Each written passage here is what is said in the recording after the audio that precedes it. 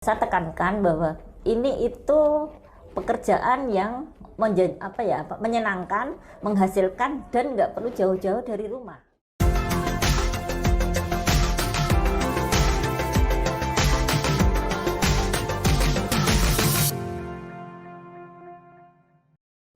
Assalamualaikum warahmatullahi wabarakatuh.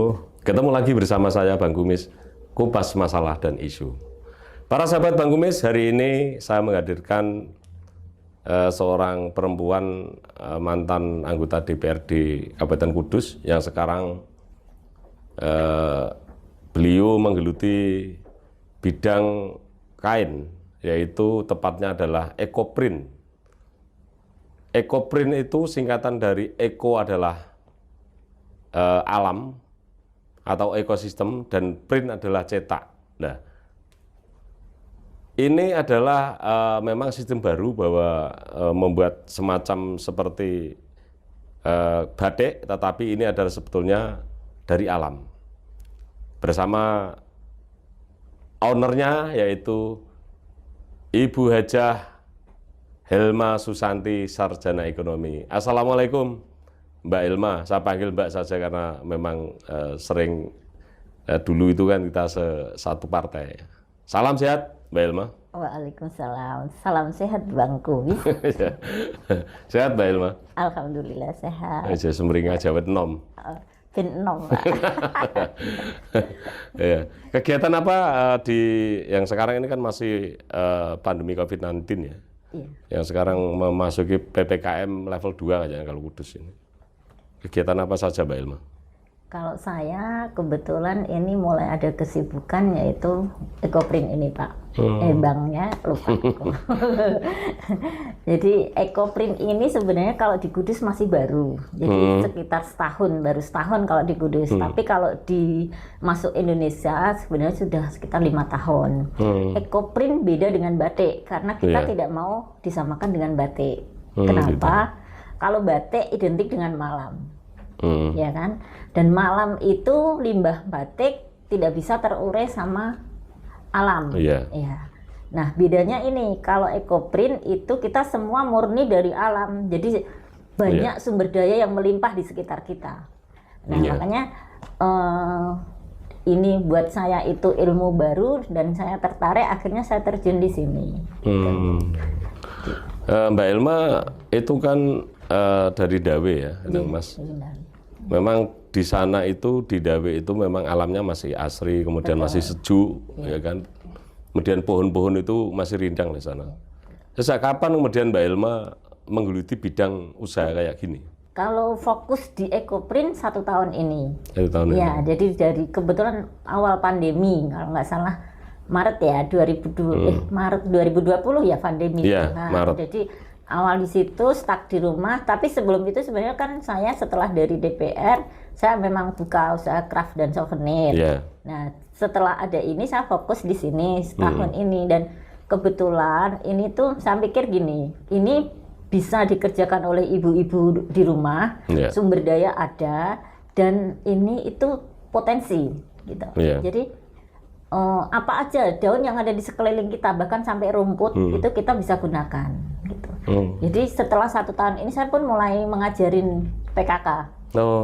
Jadi PKK Margorejo itu sudah saya bina, PKK Piji, terus Menawan. Jadi dan yang terakhir itu kemarin kalau tidak salah Margorejo ya ada apa Mas, Buyutan apa itu loh, festival. Yang baru minggu kemarin itu mereka akhirnya bisa menggunakan produk ini buat seragam.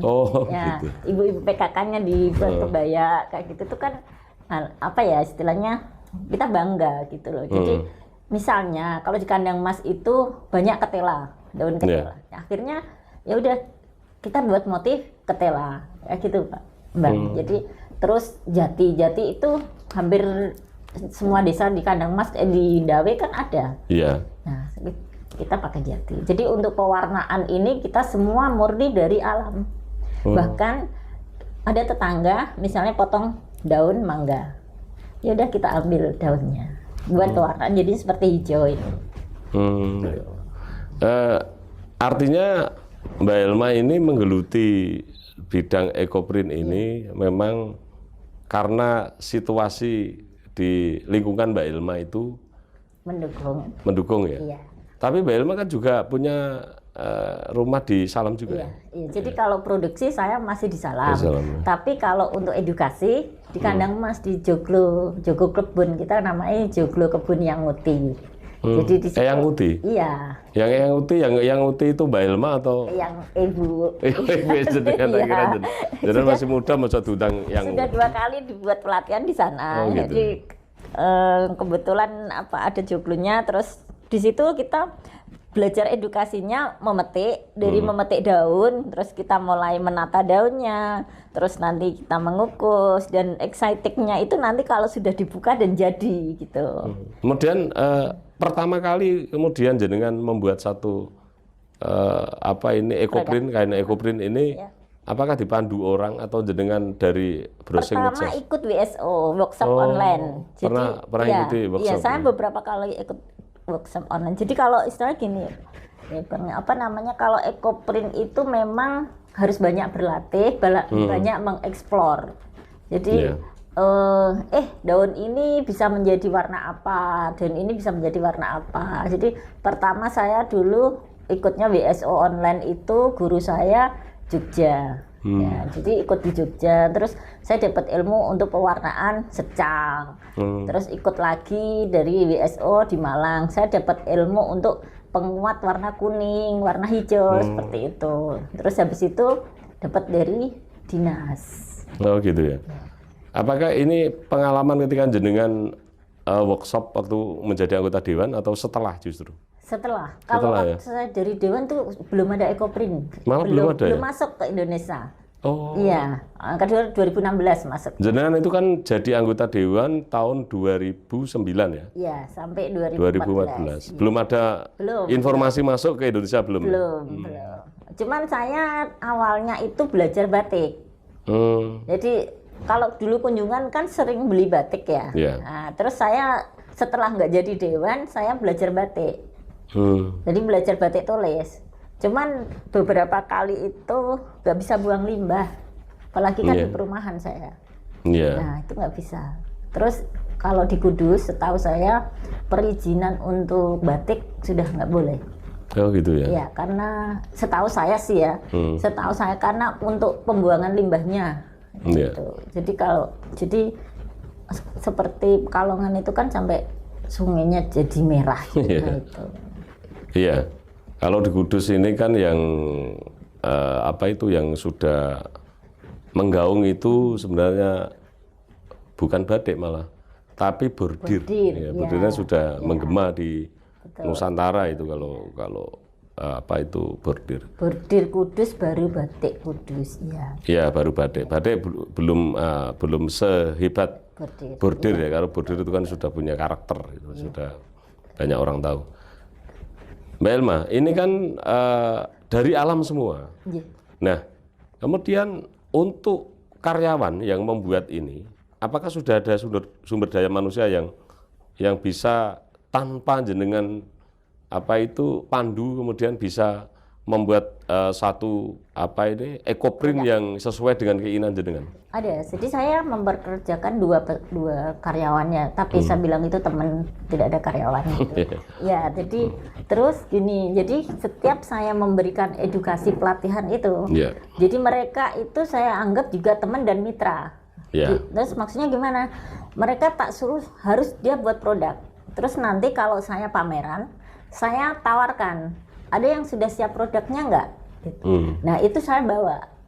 Gitu. Jadi misalnya kemarin beberapa kali pertemuan itu ada yang sudah bisa membuat. Jadi kayak gini dibuat menjadi tas, dibuat menjadi dompet, bantal kursi. Gitu. Jadi tidak melulu cuman kain aja. Nah itu terus nanti begitu saya pameran, bantal kursi sudah siap belum? Tinggal saya bawa. Gitu. Gitu. Tapi kayaknya kalau seperti kain yang dipakai Mbak Ilma ini, memang kalau untuk kerudung kemudian untuk kebaya itu memang lebih bagus. Artinya dipakai itu kalau saya lihat ya kesamaan kulit warna agak coklat dan kekuning-kuningan itu pas itu. Kalau orang bilang itu kalem, gitu. Jadi nggak mencolok dan simetris dengan kulit gitu loh. Saya kira emang kalau ibu-ibu, mbak-mbak itu pakai kayak gini, ya macem lah. Kalau ibu yang pakai. Dan ini Pak, eksklusifnya kok Pak terus Bang ya. Eksklusifnya itu apa? Tidak mungkin sama. Iya. Iya. Tidak bisa. Coraknya ya. Iya. Jadi sama gini, istilahnya saya sekarang ini merah, terus Bang Kumis pesen, Mbak aku buatin merah persis ini. Saya nggak janji bisa seperti ini. Iya. Bisa merah, tapi belum tentu sama seperti ini, gitu. Jadi terkadang kita natanya sama, tapi nanti jadinya itu tuh apa istilahnya munculnya daun tuh nggak pasti sama. Itu istilahnya. Karena ini alam ya. Iya betul. Nanti kita tanyakan proses pembuatan. Tetapi sebelum itu, kemudian ini kan memang karya Mbak Hilma ya yang namanya ya tidak bisa ditiru ya. Ini kan misalkan jenengan menggunakan daun pepaya misalkan, daun pepaya yang hijau kan begitu. Karena proses untuk pembuatan itu kan tidak bisa kemudian sama dengan karena ini alam, enggak di-print kayak dicetak kayak di internet kayak gitu kan enggak bisa gitu. Betul. Misalkan di didesain sama itu enggak bisa karena ini prosesnya itu kan manual begitu. Betul. Kemudian saya nanti pengen tahu bagaimana sih cara pembuatan ini? Apakah ini rahasia atau bisa dipublikasikan ke? Tidak ada yang rahasia. Channel Bang Kumis ya. Bisa diflorkan dan saya ini biasanya saya memberi edukasi ke teman-teman itu karena gini ini rumusnya tinggal tangannya aja nanti yang mengolah. Jadi ya ada di dalam EcoPrint itu ada 4 tahapan. Jadi semua bahan EcoPrint itu kainnya putih dasarnya. Semua putih ya? Iya. Dan harus dari serat alam. Ya. Nanti makanya itu bagusnya di kita itu kita tidak mengandung polyester atau plastik kan. Nah, jadi paling murah itu katun. Kalau paling mahal yang serat alam sutra. Jadi gitu ada beberapa ini. Jadi harga variatif ya, tergantung kainnya gitu ya. Betul, betul. Paling mahal sutra. Gitu. Ya. Terus dari kain yang putih itu kita ada proses namanya scoring. Scoring itu pembersihan dari zat kimia. Sebenarnya prosesnya cuma dicuci, tapi kita pakainya itu istilahnya kalau di EcoPrint ada namanya TRO, itu semacam rinso tapi tanpa pengharum. Kalau ini boleh sebut merek? Ya apa-apa. Siapa tahu nanti yang disebut mereknya kemudian menghubungi Bang Kumis jadi sponsor resmi. Dulu ada namanya Boom. Nah, jadi kita pakainya sabun deterjen ya. Deterjen itu Boom itu kan nggak ada harum-harumnya ya. Nah, jadi kita pembersihannya pakai itu. Tapi kalau di EcoPrint itu namanya TRO gitu. Dicucinya pakai itu. Dicuci, direndam 30 menit, dicuci, jemur, itu baru tahap 1. Tahap 1 ya, Bang? Ya. Itu masih kain murni? Kain putih, ya. Terus kedua, setelah di scoring itu ada yang namanya mordanting. Kalau di EcoPrint, mordanting itu apa? Mordanting itu pemberi suatu zat tertentu supaya kainnya bisa mengikat warna. Bisa menyerap? Bisa menyerap. Antara lain pakai apa? Tawas. Jadi pakai tawas. Jangan menghadap sutradara, menghadapnya bos saja. Lupa, saya ngajar. Lupa Bang.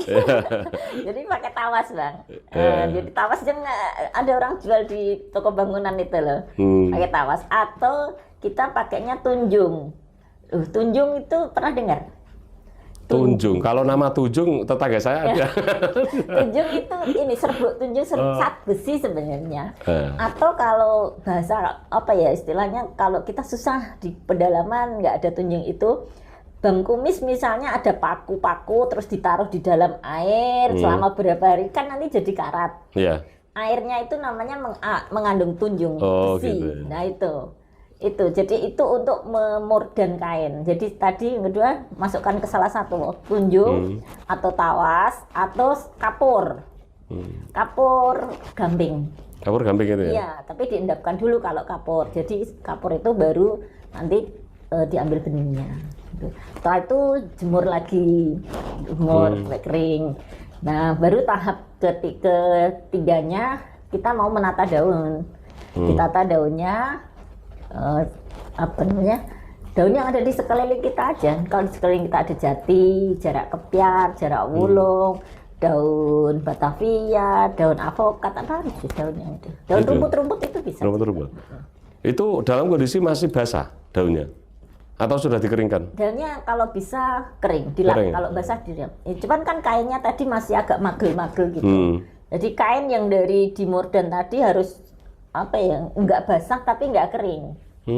Terus ditata, digulung, baru yang ke proses selanjutnya ada dikukus. Yang keempat, dikukusnya 2 jam. 2 jam ya? Iya. Setelah 2 jam dibuka, itu diangin-anginkan, itu belum selesai. Nanti 3 hari baru proses fiksasi penguncian. Penguncian supaya warna-warna ini tidak luntur. Jadi tidak luruh juga gambar-gambar daunnya. Itu artinya kalau kukus saya tahu lah. Para sahabat Bang Kumis tahu lah cara kukus kalau misalkan ya kalau gudeg telo itu kan namanya kukus. Ini kan warnanya beda, Mbak Elma. Misalkan membuat satu produk yang kayak gini, artinya kan harus hanya satu. Enggak. Bisa lebih dari satu. Kalau saya setiap mengukus minimal 3 gulung. Gulung lontong. Tidak mengganggu warna yang lain. Tidak, karena nanti istilahnya gini. Nah, setelah digulung gini, ini kita di sini ini yang kita perlu bantuan tidak alami itu di sini. Kita pakainya plastik. Nah, buat menggulung ini tadi. Tapi plastik kan kita nggak sekali buang. Ya, itu dipakai lagi. Iya, betul, dipakai berulang kali gitu. Jadi nanti ada berapa gulungan lontong gitu, minimal 3 kalau saya dikukusnya itu. Terus nanti setelah jadi 3 hari kemudian baru proses penguncian. Proses pengunciannya pakai apa? Bisa pakai tawas, lagi kapur atau air hujan. Air hujan kenapa? Karena itu pH yang paling bagus buat kain. Oh gitu ya? Agar supaya nempel itu ya? Iya, itu pengunci. Padahal dulu zaman kecil jangan hujan-hujan, nanti bajunya tayumen. Iya, tayumen ya.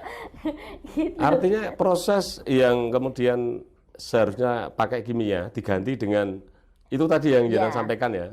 Proses alam banget ya? Bang alam. Jadi kan misalnya orang menyebut gini ya Bang, loh itu tunjung bukannya bahan kimia.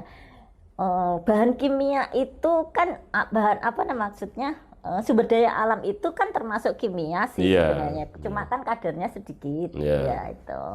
Karena memang belum diolah, belum tapi diolah. itu juga istilahnya mudah dicerna sama tanah. Gitu. Proses kimia alami beda dengan kimia yang sudah dijual kan begitu. Sambil minum Mbak Ilma. Oh, okay. Ini kan kita jagung kayak gini kan seperti berapa tahun yang lalu ya, 10 tahun yang lalu. Kita kan sering gojek-gojek, kirim jagung gitu ya. Iyalah, Bang Kumis dan selalu masih berkumis dari dulu. Ya memang kumis ini ya dapat tak kerok memang ini identitas Bang Kumis kan kumis. Nanti nggak jadi kesalahan.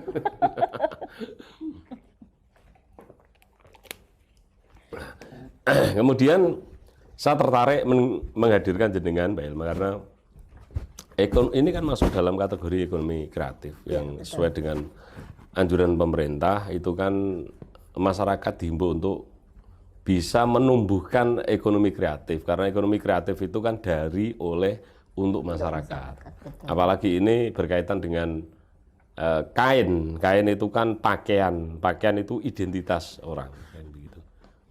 Dan ini seharusnya pihak pemerintah itu melalui dinas-dinas terkait ya harus memang ini dibantu untuk agar supaya ini produksivitas untuk ekoprint ini bisa berkembang di Kudus. Apakah sudah ada keterlibatan dari pemerintah, Mbak Ilma? Kalau dari dinas Naker Trans Perindustrian, kita sudah pernah difasilitasi untuk pelatihan, itu sudah pernah.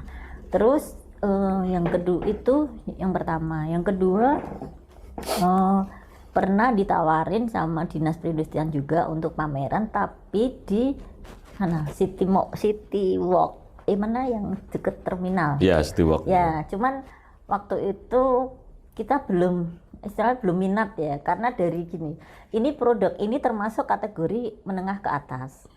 Dan kita lihat di sana itu pangsanya siapa. Nah, gitu.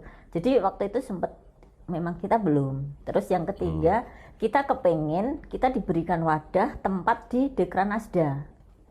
Karena ini kita bukan batik. Jadi kita pengen punya seperti klaster. Jadi kita lagi mengajukan untuk diakui bahwa ada komunitas atau klaster ekoprint di Kudus. Gitu. Jadi waktu itu sempat ada Pak Mas An sama DPR, ya, sama Pak Artopo. Jadi pas di BLK. Jadi saya sempat ini bahwa kita mau dong ini bahwa ekoprint ini punya rumah sendiri gitu loh, punya punya identitas sendiri. Terus dari beliau mereka sih sempat ya udah ajukan aja, cuman bolak-balik belum ketemu sama Brini gitu. Gitu ya. Iya. Kalau Kudus itu kan sebenarnya produk-produk yang identitas Kudus itu kan banyak, seperti halnya jenang, ya kan. Kemudian bordir, batik juga ada. Kemudian ini ekoprint termasuk ini kan, walaupun memang ekoprint belum termasuk, ya ini kan masih baru. Nah, tapi kalau Kudus ini ada makanan-makanan itu yang identitas Kudus. Banyak narasumber yang saya wawancarai itu mempunyai keinginan agar supaya Kudus ini punya tempat. Betul. Iya, tempat untuk memasarkan produk-produk yang payung gitu. Ya. Jadi orang itu ketika mau belanja kain ekoprint ya di situ. Istilahnya gini mungkin ya. Belanja oleh-oleh di Kudus ada di satu tempat nah, gitu ya. Nah. Saya setuju banget itu. Gitu. Mungkin dari Bang Kumis nanti bisa jembatani. Ya, ini kan biar didengarkan oleh Pak Bupati dan anggota dewan semua gitu loh. Karena ya ini kan membantu ekonomi, karena pemerintah tugasnya itu kan mensejahterakan masyarakat. Kan begitu. Bisa kita bayangkan Mbak Ilma, kalau Kudus ini kan ada pariwisata religius yang ya seluruh Indonesia tahu lah, yaitu Kanjeng Sunan Muria dan Kanjeng Sunan Kudus. Gitu. Kalau misalkan orang ke Kudus kemudian kepengen kain ekoprint, kepengen ini batik, kepengen apa itu ada tempatnya enak gitu, mampir gitu. Ya, Bang. Jadi Kudus itu ini baru saya istilahnya mau rancang. Kudus itu istilah identik dengan daun apa? Nah, di Colo itu kan ada pakis sama parijoto. Nah, kalau pakis saya udah buktikan bisa. Jadi yang kecil-kecil tadi itu pakis. Jadi mungkin nanti menjadi ciri khas ekoprint Kudus itu identik dengan daun pakis gitu. Itu saya sudah mulai buat. Tapi kalau yang parijoto itu memang teksturnya kurang bagus untuk di ekoprint gitu. Kalau buahnya kelihatannya bagus ya, kalau secara fisik buahnya itu kan bagus. Iya. Cuman daunnya kurang menarik. Kurang kuat kalau dibuat ini buat di ekoprint gitu. Kemudian ada jeruk yang besar itu. Kalau daun jeruk pamelo bisa. Atau apa itu? Kalau daun jeruk bisa. Daun jeruk bisa menempel. Kalau Kudus malah justru yang dulu itu kan jambu bol ya, yang dulu itu ya. Tapi sekarang kayak jambu bol sudah mulai hilang ya. Pohonnya aja udah lupa ya. Masih ya? Pohon jambu bol bentuknya gimana? Jambu bol itu yang sekarang banyak di Demak itulah. Kayak itu. Bukan, itu namanya jambu delima. Ya, namanya jambu bol itu. Kalau Nah, kemudian Mbak Ilma, ini produk jenengan ini kira-kira 1 bulan itu bisa memproduksi berapa helai kain? Sebulan, kalau seminggu saya rata-rata itu 6 pieces. Seminggu rata-rata saya buatnya 6 dengan luasan berapa meter kali meter? Rata-rata 2 meter. 2 meter kali 115 atau 150. Itu ya. Kalau ada permintaan bisa 2,5 meter atau 3 meter. Ya. Jadi sebulan rata-rata hampir sekitar 20-an bisa lebih. Nah, kayak gini, boleh nggak saya tanya harga per pieces? Misalkan terendah berapa, tertinggi berapa? Terendah untuk katun rendah 200.000. 200.000. Kalau sutra dengan panjang 2 meter 2 meter kali. Ya murah 100. kalau segitu. Tapi itu ring terendah ya. Jadi Iya. saya buat ring terendah itu kainnya yang katun itu tadi. Iya, tapi jadi gini, walaupun sama-sama katun, ada yang 200.000, ada yang 250.000, ada yang 300.000. Oh gitu. Iya. Tergantung motif dan pewarnaan yang kita terapkan. Kalau 200.000 itu biasanya istilahnya kalau di Ecoprint adalah warna basic, itu dasar putih. Kalau sudah pakai pewarnaan gitu minimal 250. Gitu. Kemudian termahal tertinggi yang sutra. Sutra 2 meter 750. 750 ya. Tapi kalau kainnya sutra itu kan, ini kan ya hanya beli kainnya sebetulnya kan. Iya. Kalau ininya nggak begitu banyak ya Mbak Elma ya, ngambilnya itu loh. Padahal ini karya seni loh. Iya. Kalau saya sutra memang masih minim, jadi masih terbatas pesanan. Tergantung pesanan ya. Karena market saya istilahnya itu masih menengah flat. Jadi belum yang ke atas belum menengah ke atas, menengah flat memang. Jadi pertama jual ini aja kok mahal gitu di Kudus tuh. Tapi pertama jual mahal itu terus ada konsumen orang Kudus juga. Aku suka, jadi suka banget gitu loh. Terus nah baru dari situ gitu ya. Sementara untuk pemasaran online atau offline? Online dan offline. Di rumah ada galeri. Ada galeri ya. Kalau offline-nya ada Instagram, ada Shopee, sama Facebook. Bisa disebut alamatnya misalkan ada saudara-saudara yang ingin pesan ini. Kalau di Instagram koleksi Helma, kalau di Shopee HF Toko HF. Toko HF ya. Nah ini apa itu namanya? Ya, ini untuk brandnya Ecoprint itu kita pakai Godong Salam. Tapi kalau induknya HNF Collection. HNF Collection. Ya. Kemudian ini kan baru 1 tahun ya. Baru setahun. Apakah menurut Mbak Elma ini nanti usaha ini akan menjanjikan? Insya Allah kalau saya ini menjanjikan sekali. Itu ya? Ya. Dan ini bagus untuk ibu-ibu yang pengen punya usaha dan bisa dikerjakan dari rumah. Ya. Jadi saya sudah ini kebetulan selama 1 tahun ini juga saya sudah beberapa kali memberikan edukasi ini di Kudus, di Semarang, beberapa kali itu saya tekankan bahwa ini itu pekerjaan yang menyenangkan, menghasilkan dan nggak perlu jauh-jauh dari rumah. Akhirnya banyak yang tertarik, terus akhirnya banyak juga yang akhirnya dari situ mengajak teman-teman. Kalau di Kudus mungkin sekarang insya Allah mungkin pengrajin ya istilahnya kalau kita menyebut ini 50-an sudah ada. 50 orang rumah sudah ada kayak gini ya? Dan kita tersebar di Kudus apa hanya di Dawe? Di Kudus. Di Kudus. Kalau di Kudus, jadi kalau setiap saya ngajar saya buatkan grup. Grup Ngeko Kudus, grup Ecoprint PG, grup Ecoprint Margorejo, grup Ecoprint Semarang, saya buatkan grup-grup itu. Terus dari yang Kudus itu saya masuk karena kita belum izin untuk istilahnya tadi Bang klaster gitu, komunitas tetap tapi kita di WA udah. Di komunitas Ecoprint Kudus itu udah ada grupnya juga gitu. Terus yang 50 itu memang hasil daripada bimbingan Mbak Elma atau yang sebelumnya sudah? Enggak, rata-rata bimbingan dari saya. Oh gitu ya. Nah ini kan Pak Bupati, anggota Dewan ini harus melihat ini karena saya kan pertama kali menawarin waktu itu di Pira Gerindra. Oh gitu. Iya, pertama kali itu saya tawarin. Pernah kan saya waktu itu di belakang kantor. Cuma mungkin waktu itu tuh ibaratnya apa ya, yang ikut pelatihan itu kan istri dewan. Istri dewan itu kan mungkin nggak punya kesempatan buat seperti ini. Nah, jadi mandek, jegrek gitu. Malah kalau yang ibu-ibu PKK desa-desa itu jalan, Pak.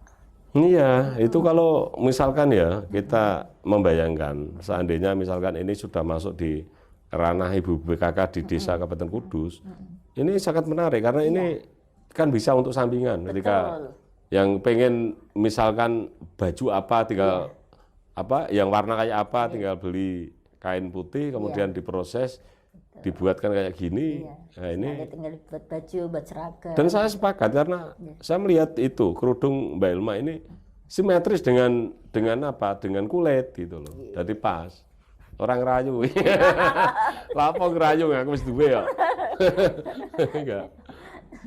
Itu Mbak Ilma. Jadi menurut saya ini pihak pemerintah memang harus ada peran dari pemerintah. Yang terpenting itu bukan pelatihannya, bukan cara membuat, jenengan sudah punya keahlian toh. Ya ini yang terpenting adalah pemasaran. Betul, setuju. Karena betul itu. Ya kita sering browsing lah di internet.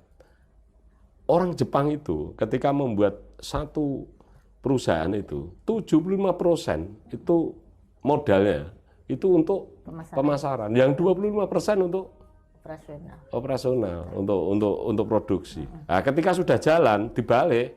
Betul. Yang produksinya 75% karena pemasaran sudah terekspos banyak orang yang tahu. Betul. 25%. Dan rata-rata perusahaan di Jepang berhasil. Betul. Iya. Ketika ada pemasaran yang ya sekarang ini kan kita gunakan online ya. Makanya channel Bang Kumis ini kan membantu apapun itu. Ada yang Pijar Park kemarin kita wawancara kemudian rame, kemudian siapa tahu nanti bisa saya punya outlet di mana Pijar Park. Pijar Park ya, bisa jadi. Itu bisa. Ya bisa dihubungi bisa. Iya. Saya kira diterima karena itu juga teman saya itu. Ya makanya siapa tahu ada event di sana kita bisa mulai mengenalin IT atau pelatihan di Pijar Park. Iya. Boleh Bang, bisa dihubungi. Oh bisa, nanti tak telepon apa. Nanti ke sana nggak apa-apa Pijar Park itu. Orangnya juga baik itu yang direkturnya itu Mas Yusuf. Iya. Sekarang rame bukan main. Iya, makanya boleh lah nanti. Iya. Terus kemudian ini sudah ada rencana untuk membuat satu pameran atau apa itu kan jangan sudah punya galeri.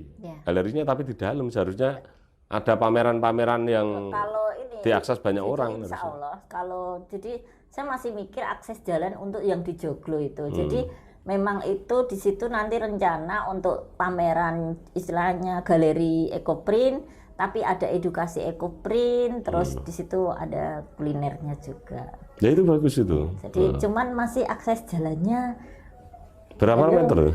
500 meter belum. Masuk desa mana ya?